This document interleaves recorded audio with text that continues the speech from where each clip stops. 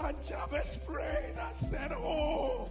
The Bible says we do not have a high priest who cannot be touched with the feelings of our infirmities. And the Bible says he was made like one of them, that he might become a faithful and merciful high priest. Well, I've always known myself to be a very compassionate person.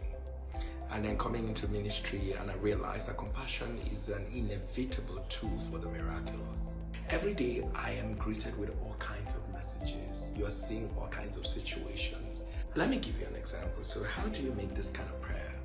And you see a woman who lost her husband, tried to remarry, loses the second one, and after everything tries to get married a third time, loses the third husband. What sense? How do you stand to pray for someone who's had a first child is autistic, second one is autistic, third one is autistic, and the fourth one is autistic?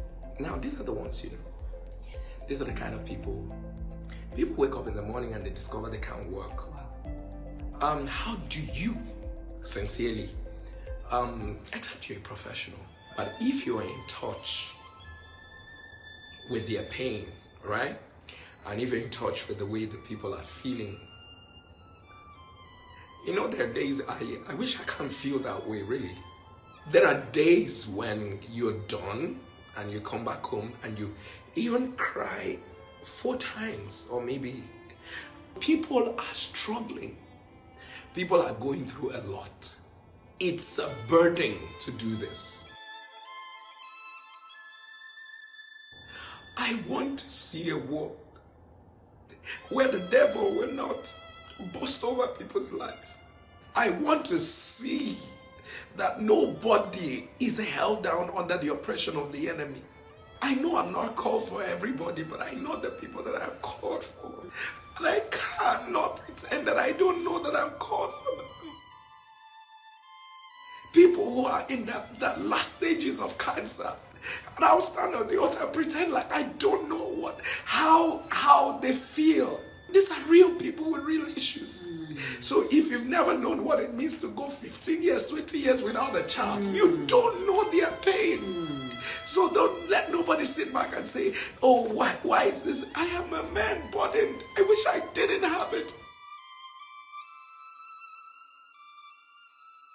What I'm doing is from my heart. What I'm doing is a calling. What I'm doing is what God has called me to do. I think about what my people are going through. They are my brothers. They are my sisters. What people don't understand is that there are days I wish I wasn't feeling this way. Even in my tiredness, when I go up in the night, the thing that jolts me up in the night is when I feel like, are you sleeping? I know some people are going through this. I was called to be an intercessor. That is my calling.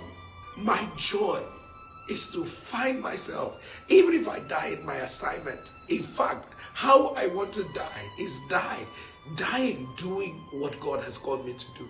It would never be said that anything that came in contact with me did not experience God. They will experience